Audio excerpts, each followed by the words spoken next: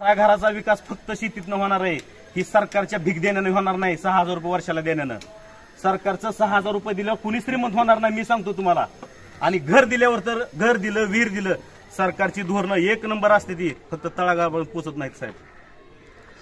2,000 दिल्यावर कोणच मोठा होणार नाही हो. फक्त ही तुमचं शेतीमाल पिकलेलं बाहेर देशात त्यालाच भाव द्या, बाकी काय देऊ नका म्हणून एक्सपोर्ट होऊ द्या. त्यातनं लाखो रुपये शेतकऱ्याला मिळतील, लाखो रुपये शेतकऱ्याला मिळतील. शेतकरी समृद्ध होईल. लाखो रुपये एक 20-20 लाखाला झोपलाय एका रात्री एकट्याच्या निर्णयामुळे. कुठलाही ठरला गेलं तर चालून फक्त ते नाव. आणि ही जी आता शेतकऱ्याला संधी फक्त 8 ते 10 वर्ष लागली साहेब. आणि त्या संबंधी नाही कांद्याची संधी कधी आली? तुम्ही 7 वर्ष कांदा फुकट खाल्लाय, त्याचं काय केलं मला सांगून द्या. 7 वर्ष फुकट खाल्ला ना. 3 वर्ष कोरोनामध्ये 700, 600, 500 रुपयाने कांदा आम्ही विकलेला साहेब. जोपर्यंत निर्यात बंदी उठत नाही तोपर्यंत आमच्या गावात तरी नको मोदी नावाचा कार्यक्रम. खाजगीत बोलायचं निर्णय त्यांनी घेतला. त्या विषयावर तुम्हाला अडवता येत नाही. तुम्हाला फक्त आम्ही माघारी पाठवू शकतो त्या मोदी नावावरच. नाही. एक मिनिट ऐकून घे. तसं नाही, अजिबात नाही. केंद्रानं आपल्या शेतीमालाला अडवलंय ना, अडवलंय की आपल्या शेतीमालाला केंद्रानं. असं कसं म्हणतो तू? मग आपण त्यांच्या घोषणाला अडवायचं ना. आपल्याकडे बी ते अधिकार आहे आपला घटनेला दिलेला. त्यांच्या आयुष्यातली 7 वर्ष इथेनॉल कसं चांगलंय ही देशाला पटवण्यासाठी नितीन गडकरी साहेबांना अख्खी त्याचे 7 वर्ष सांगितली. इथेनॉल वापरल्यानंतर शेतकऱ्याचा कसा फायदा होईल आणि शेतकऱ्याचा फायदा झाल्यानंतर आपलं पेट्रोल डिझेलचं बाहेर जाणारं पैसे कसं थांबतेलं भारत देशातलं. बरोबर. ही जी नितीन गडकरी साहेबांना जे काम केलेलं होतं ते काम एका रात्रीत बंद पाडलं. त्यांची मिटिंगला होत असताना नितीन गडकरी साहेब त्या मिटिंगला नाहीत. कोणत्या मिटिंगला नाहीत? सेंट्रलची मिटिंगला नितीन गडकरी साहेब सोडून तुमची मिटिंग पूर्णपणे ती झाली आणि इथेनॉल रात्रीत बंद करून टाकलं. केंद्रानं निर्णय घेतलं. कांद्याचा निर्णय केंद्रानं घेतला, इथेनॉलचा निर्णय केंद्रानं घेतला. दूध आज 26 रुपये लिटर जात आहे. कसं जात आहे? 26 रुपये. तुमचं सोयाबीन आज आमचं घरात, प्रत्येक घरात सोयाबीन आहे आता. कुणाच्या घरात नाही. मग शेतकऱ्याचा जाळ दूर करायचा का तुम्हाला सांगू द्या? शेतकरी संपवायचा का तुम्हाला? ह्या शेतीवर अवलंबून अख्खी दुनिया आहे. कोण आहे? माझा रताला कसला सुद्धा विरोध नाही, नीट लक्षात घ्या. पण केंद्रानं घेतलेल्या निर्णयाला माझा विरोध आहे. केंद्र आम्हाला अडवित असेल तर आम्हाला केंद्राला अडवायचंय. विषय तेच आहे. कुणाला अडवायचंय सांगतो. आणि दुसरा विषय, गावामध्ये साखळी उपोषण चालू आहे. मराठ्याचा विषय काही नेत्याने मांडलाय. धन्यवाद त्यांचं सगळ्याचं, ज्या नेत्याने मांडलाय. पण आम्हाला रिझल्ट पाहिजे, रिझल्ट पाहिजे. गावात साखळी उपोषण चालू आहे, बंदी आहे. आम्ही बंदी केली आणि बंदी करत असताना पूर्ण गावाने केलेली, पूर्ण गावाने केलेली. तर आमच्या पोटात दुखतंय साहेब, आमच्या पोटात दुखतंय. पोटावर बिब बाडवावं लागतं. आमच्या रात्रंदिवस कष्ट करावं लागतंय, रात्रंदिवस दाऱ्यावर जावं लागतंय, रात्रंदिवस नाही तसलं शेतात काम करावं लागतंय, घाम गाळावं लागतंय. आणि ती आमचा घामन रगात तिथं सरकार खातंय का? ऐका ना, रथाच्या माध्यमातून आम्हाला एवढंच सांगायचंय की आमचा विषय आधी सॉल्व्ह करा, आमचा प्रश्न आधी सॉल्व्ह करा आणि नंतर तुमची जाहिरातबाजी चालू द्या. आमचं विषयाचं काय करायचं? आज 45 रुपये कसा तरी कांदा जात होता. 10 वर्षातनं भाव पहिल्यांदा आलता कांद्याला, 10 वर्षातनं. आणि आज तुम्ही भावाला म्हणून घोकू नका साहेब. 3 वर्ष आम्ही फुकट कांदा ओतून आलोय. 3 वर्ष कोरोना काळामध्ये फुकट नांगरून टाकल्यात कांदा आम्ही. त्याचं काय करायचं? तुम्हाला ही 45 रुपये 40 रुपये भाव दिसला, पण आम्ही 3 वर्ष नांगरून टाकलेलंच काय केलं तुम्ही? 10,000 रुपये माझं स्वतःचं अनुदान. ह्यांनी प्रत्येक माणसाला 20 टनापर्यंत अनुदान द्यायचं ठरवलं होतं. किती अनुदान द्यायचं ठरलं होतं? 20,000 रुपये. आपलं 20 टनापर्यंत 350 रुपयानं 70,000 रुपये अनुदान द्यायचं ठरलं होतं. आणि ते अनुदान दिले साहेब किती? 20,000 रुपये आता प्रत्येकी अनुदान आलेलं आहे. आणि माझं स्वतःचं तर रुपये बी आलेलं नाही. माझं स्वतःचं तर रुपये बी आलेलं नाही. माझा कुठल्याही अधिकाऱ्याला अडवण्याची भावना नाही, नीट समजून घ्या. मला तुम्ही पण शेती करीत असाल, अगर तुमचे पाहुणे रावळे कुणी शेती करीत असेल तर सगळ्यात महत्वाचं आहे, आमच्या पोटात दुखतंय, बिब बाडवायची पाळी आली. शेतकऱ्याला 4-4 वर्ष जर शेतात काही नसेल, मला सांगून द्या. आज आमचं वार्षिक उत्पन्न लाखावर येऊन ठेपलंय.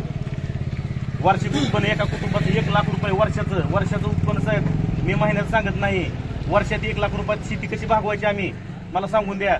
आणि आता आमचे उंबरगे गावामध्ये 10 ते 15 पिकं असते ती. किती पिकं असते ती? आता केवळ फक्त गावातल्या प्रत्येक शेतकऱ्यांनी फक्त एक पीक ठेवलं, एक, आणि त्याचं नाव आहे कांदा. आलेलं कांद्याला भाव आहे म्हणून शेतकऱ्यांनी फक्त कांद्याला पाणी घातलंय, कांद्याला.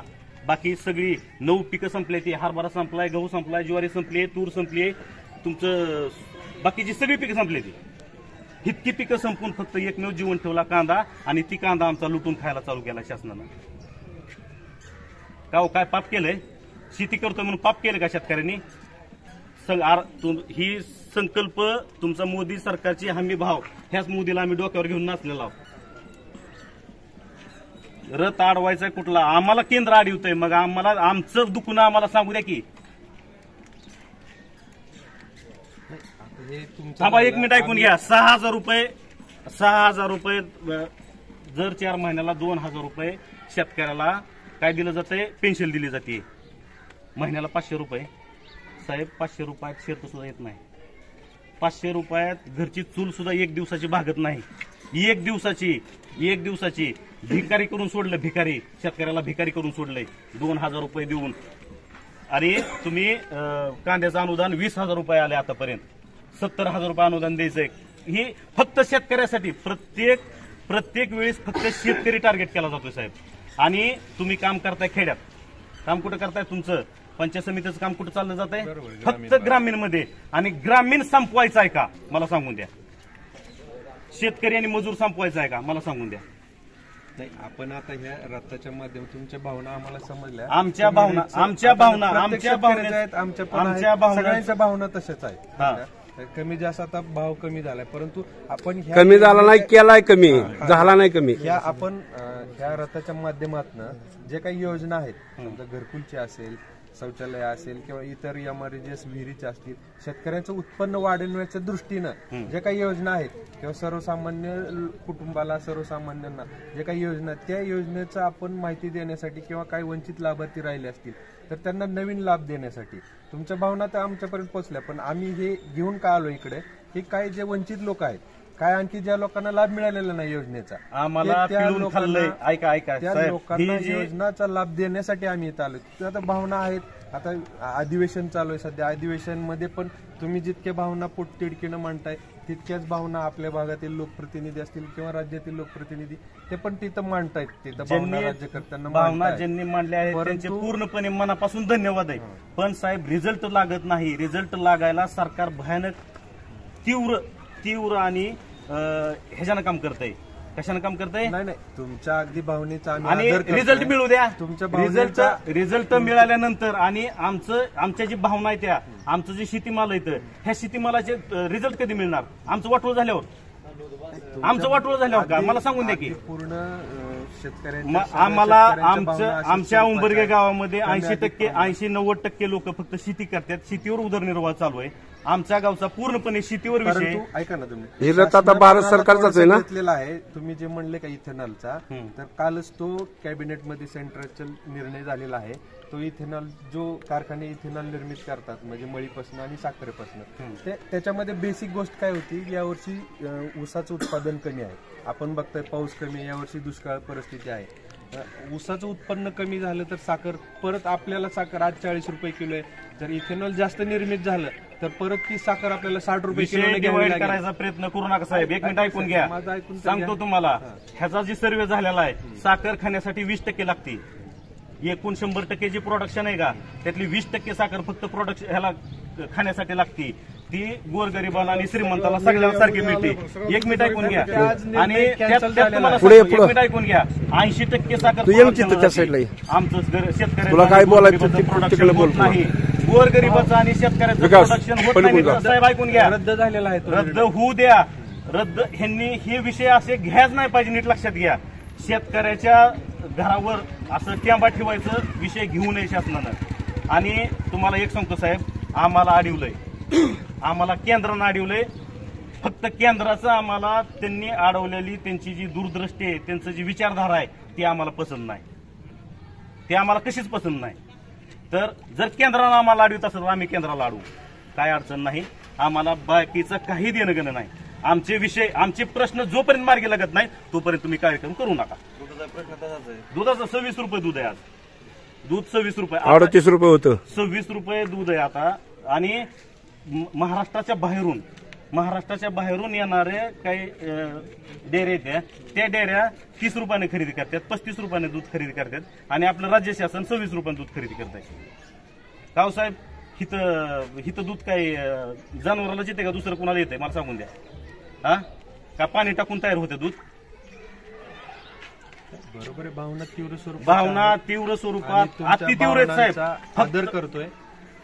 आम्ही तुमच्या भावनांचा आदर करतो. आम्ही तुमचा पण आदर करतोय, तुमचा पण आम्ही भरपूर आदर करतोय. आम्ही तुमच्याकडेच काम घेऊन येणार आहेत लक्षात घ्या.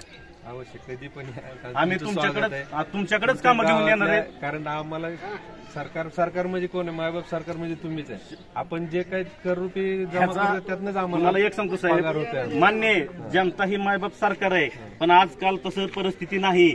डॉक्टर बाबासाहेब आंबेडकरांनी आपली जी राज्यघटना आहे ती राज्यघटना लिहिली एका दृष्टीतनं, आणि घटना जशी लिहिली आहे त्या घटनेचा अर्थ वेगळा चालला साहेब. तुमच्या माहितीसाठी सांगतो, कायदा करणाऱ्यापेक्षा कायदा मोडणारा श्रेष्ठ झालाय. म्हणजे